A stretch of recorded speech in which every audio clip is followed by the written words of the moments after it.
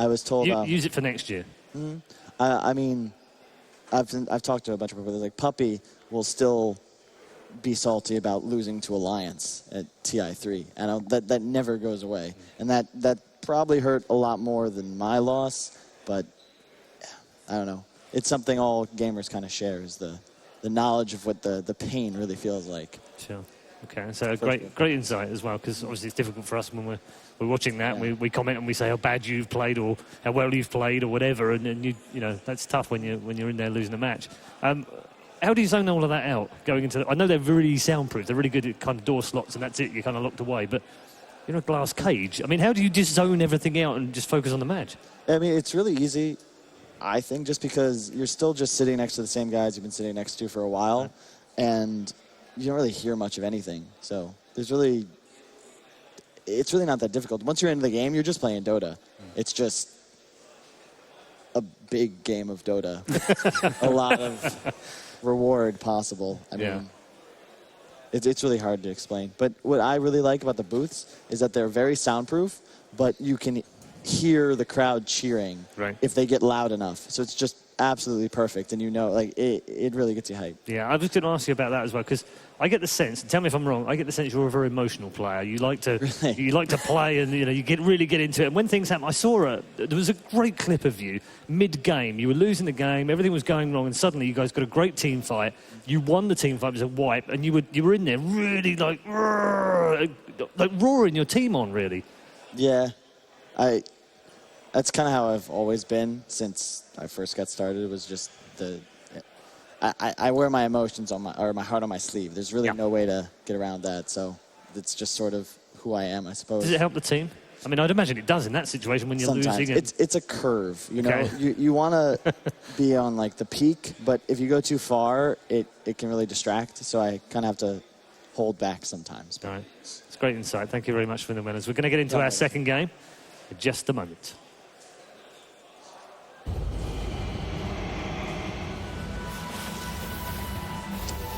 Thanks. Virtus Pro versus Team Secret.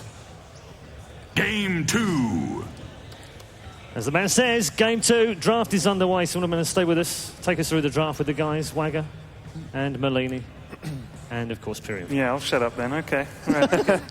Incoming Reddit thread. Swindlemelon's is the best desk guest I've ever had. He should go in every time. Guaranteed. That's only because the competition's so low. Whoa! He fits in. The shots. I just sets the bar so low. I don't know. I have a question for you. As a resident pause expert, how did the pause affect you during the game? Oh, I mean, it was no big deal. I mean, we had just lost a series the other... I was playing the same hero in the same situation, and then we lost. It wasn't fun. It's not the reason we lost. And I mean, but you can't like focus on Dota because you can't look at your screen. You know, the crowds around you. In retrospect, I should have said, you know, just leave. No, like drag me out of the booth. I'm sitting here, like in the game. You can take them away. We're staying here, but oh well. Water under the bridge. Draft. Yeah, 4 picks already. Fairly standard so far. Very quick picks as well. So Lina was the first pick. Quick.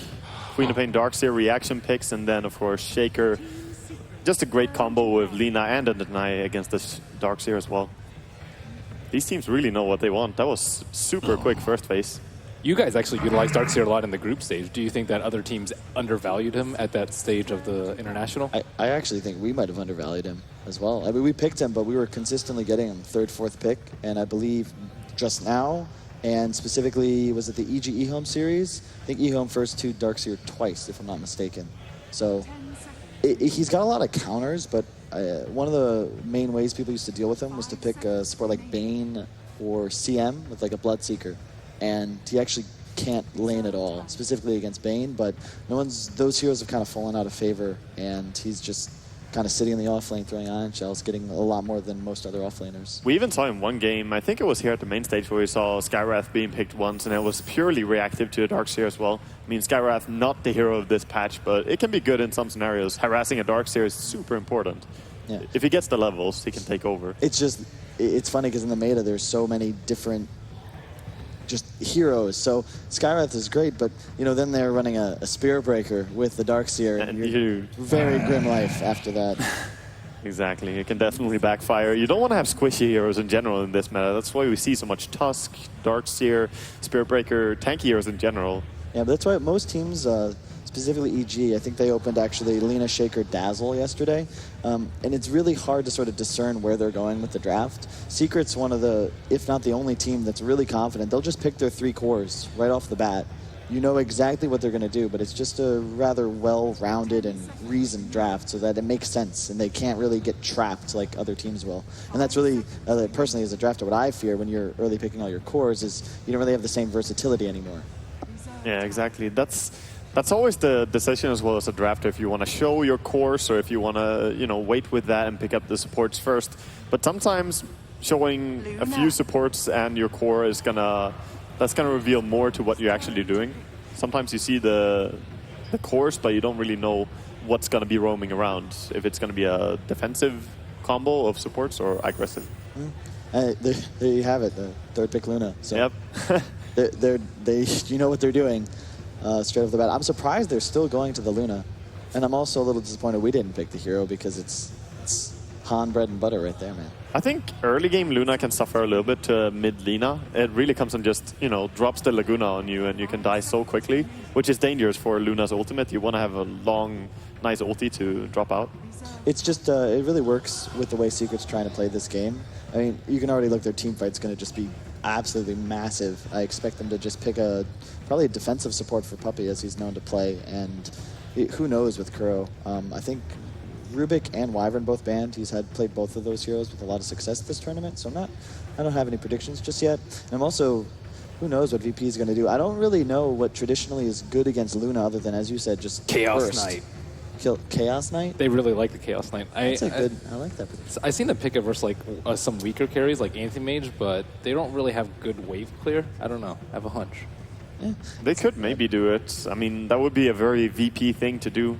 Other heroes that counter Luna is like old stuff like Void, but it's not in the meta at all, and it's so hard to run. His ultimate's so bad. Yeah. It's so hard to use him. It's really not enough. And that along with the fact that he doesn't have wave clear, because right now it's so much about fighting early on. Even the carry will run right into the enemy team and fight.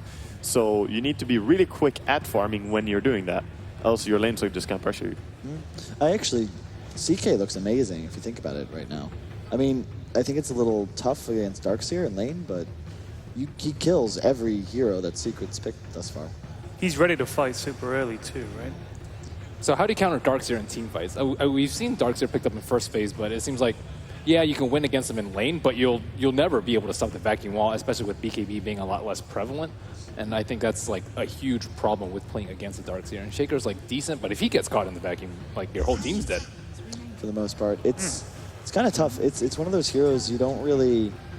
I don't think there's a de facto hero that you see a Darkseer, you go with something else. It's sort of like a Shaker with the exception of Rubik. Visage pickup, I like it. That Visage is very VP style, so that gives the possibility for a very strong Trilin if you want to do that. And CK fits the bill there because you have a slow, you have the nuke from Visage after the initiation of CK. You could definitely bring down a Darkseer if he's alone. Agreed. They don't, as we've said, they've already picked all of their cores, and they don't really have anything that's going to kill birds either. So that Visage I just like a lot, especially because the cores are so squishy. Getting off multiple soul assumptions in a fight, as you talked about, like a Lina Visage on a Fisher can actually just kill the Luna immediately. And it's just a lot of her. They can pretty much kill anything on Secret's lineup right now. That Visage is actually the first at the main event, but the 7th overall. So not a huge amount of picks. CDEC ran it, I think, 4 times. Yeah, Q. Stage. Yeah. When it comes to drafting for your team, how much of it would you say is you, and how much of it is the rest of your team, percentage based? It varies team to team, I would imagine. For us personally, it's probably maybe 60% me, 30% Tal, and 10% combined everybody else. Shadow Shaman. It's a pretty good mix. Yeah.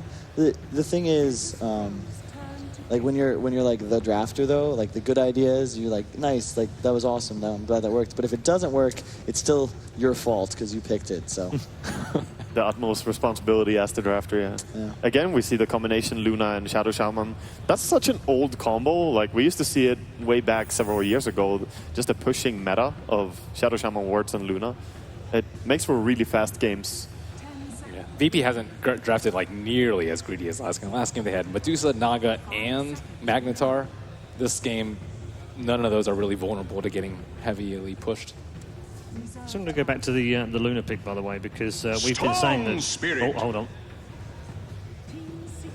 The Luna pick was actually picked by ZYF of eHome first time at TI5, so he popularised it. Hal was just picking up on it afterwards and RTZ after that, so I guess we got that one slightly wrong because we were crediting Hal with that breakthrough, but it was actually ZYF. So we were both wrong, Ben. Welcome to the wrong club.